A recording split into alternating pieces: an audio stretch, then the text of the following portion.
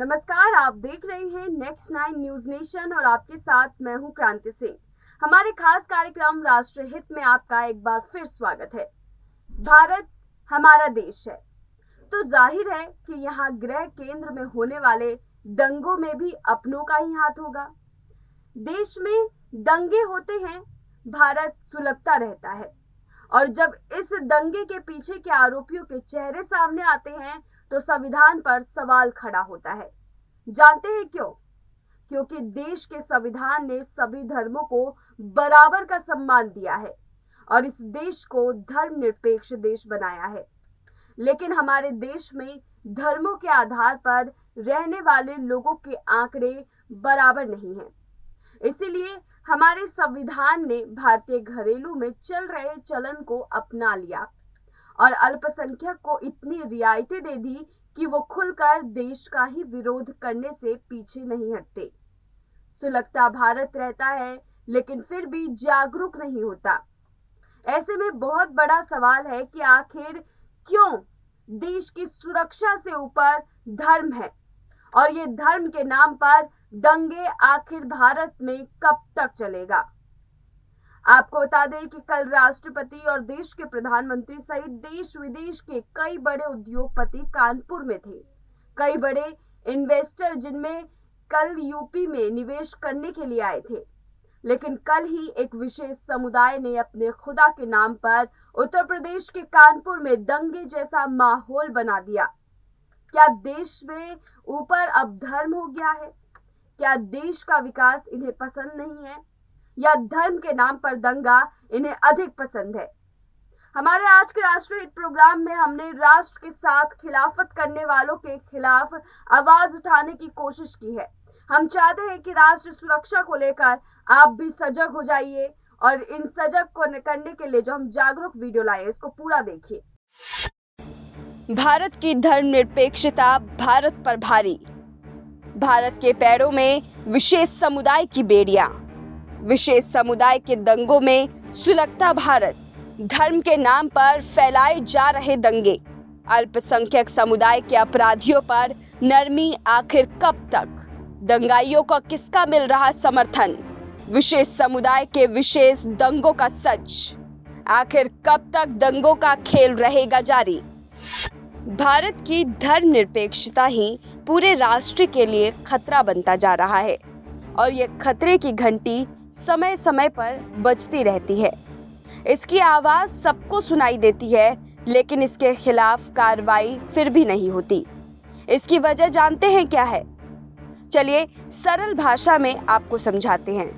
दरअसल हमारे संविधान ने भारतीय घरेलू में चल रहे चलन को अपना लिया है, और ये चलन भारत को रोजाना नए घाव दे रहा है।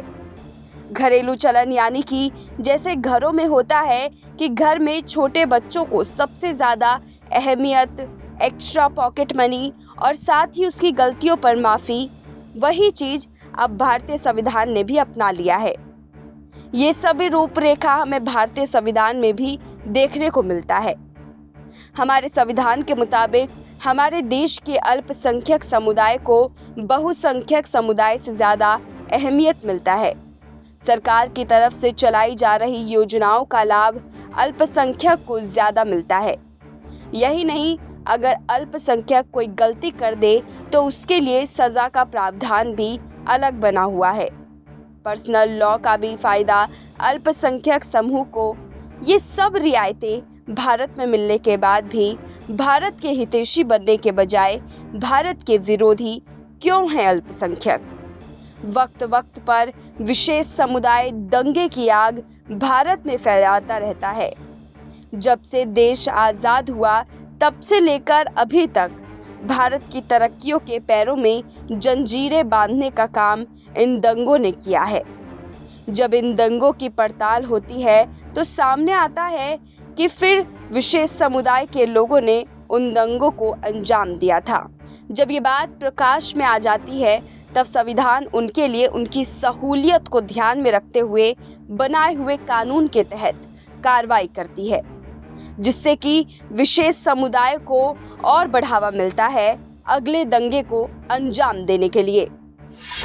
भारत को दंगों की आग में झुलसाते विशेष समुदाय की हालिया तस्वीर से आपको रूबरू करवाते हैं। दरअसल कानपुर में नई सड़क इलाके में शुक्रवार को जुम्मे की नमाज के बाद भीषण हिंसा भड़क गई। दो गुटों में भिड़ंत हो गई, जिसके बाद पुलिस पहुंची तो पुलिस को भी निशाना बना लिया गया। यहाँ घंटों तक पथराव होता रहा।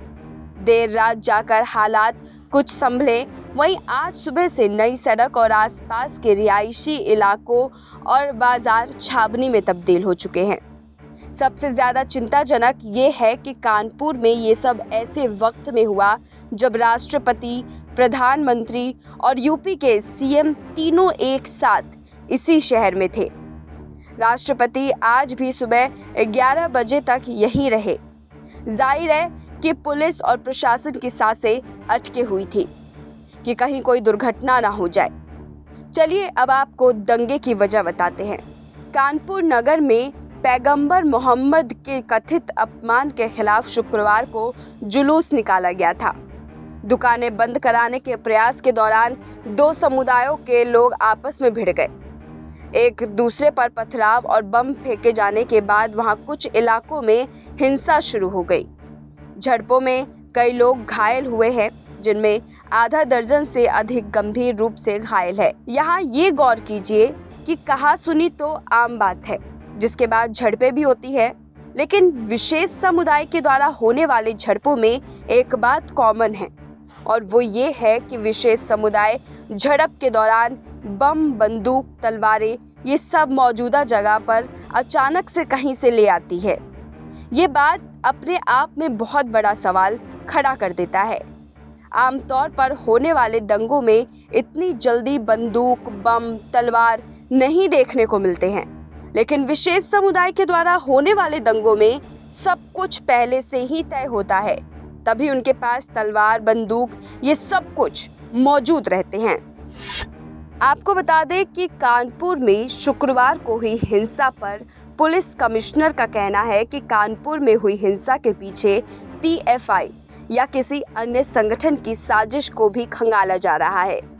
सूत्रों के मुताबिक दिल्ली की शांति भंग करने के मामले में पीएफआई का नाम जांच एजेंसियों के सामने आया। ऐसा शायद ही कोई मौका हो जब देश में माहौल खराब करने के मामले में इस संस्था का कहीं ना कहीं से कनेक्शन न निकलता हो।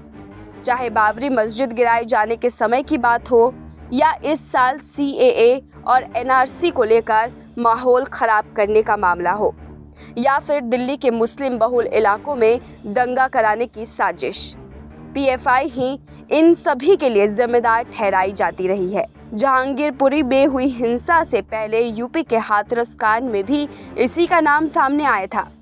कहा जा रहा है कि पीएफआई ऐसे मौके पर मोटी रकम खर्च करके माहौल खराब करती है।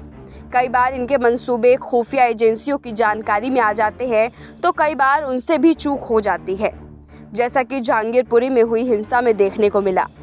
यहाँ आप ये भी जान लें कि पॉपुलर फ्रंट ऑफ इंडिया या पीएफआई एक इस्लामिक संगठन है। ये संगठन अपने को पिछड़ों और अल्पसंख्यकों के हक में आवाज उठाने वाला बताता है। संगठन की स्थापना 2006 में नेशनल डेवलपमेंट फ्रंट के उत्तराधिकारी के रूप में हुई। संगठन की जड़ें केरल के कालीकट में गहरी है। फिलहाल इसका मुख्यालय दिल्ली के शाहीन बाग में बताया जा रहा है। शाहीन बाग वो इलाका है जहां पर सीएए और एनआरसी के विरोध में पूरे देश में 100 दिन तक सबसे लंबा आंदोलन चला था। एक मुस्लिम संगठन होने के कारण इस संगठन की गतिविधियां मुस्लिमों के इर्द गिर्द ही घूमती है। कई ऐसे मौके ऐसे भी आए हैं जब इस संगठन से जुड़े लोग मुस्लिम आरक्षण के लिए सड़कों पर आए हैं। संगठन 2006 में उस समय सुर्खियों में आया था जब दिल्ली के रामलीला मैदान में इनकी तरफ से नेशनल पॉलिटिकल कॉन्फ्रेंस का आयोजन किया गया था। तब लोगों की एक बड़ी संख्या ने इस प्रेस कॉन्फ्रेंस में अपनी उपस्थिति दर्ज कराई थी। मुस्लिम संगठन और उनके हितैषी पीएफआई हर बार एक आक्रामक चेहरा लेकर देश के अलग अलग कोनों में दंगों की लपटें फैलाने का काम करती है, लेकिन इन लपटों की जड़ तक भारत का प्रशासन भारत की कानून व्यवस्था और भारतीय संविधान कब पानी फेरेगा और इस दंगाई आग पर कब काबू पाएगा ये तो नहीं पता, लेकिन उम्मीद करते हैं कि हमारे आज के इस खास कार्यक्रम से आप सजग और जागरूक जरूर हुए होंगे। अगर आपको हमारा वीडियो पसंद आया हो तो इसे शेयर करना बिल्कुल ना भूलें, क्योंकि इससे देश के हर वर्ग को जागरूक होना बेहद जरूरी है। इसमें आपके योगदान भी बेहद महत्वपूर्ण है। फिलहाल राष्ट्रहित के अगले अध्याय के साथ हम कल फिर लौटेंगे। तब तक मुझे दीजिए इजाजत। नमस्कार।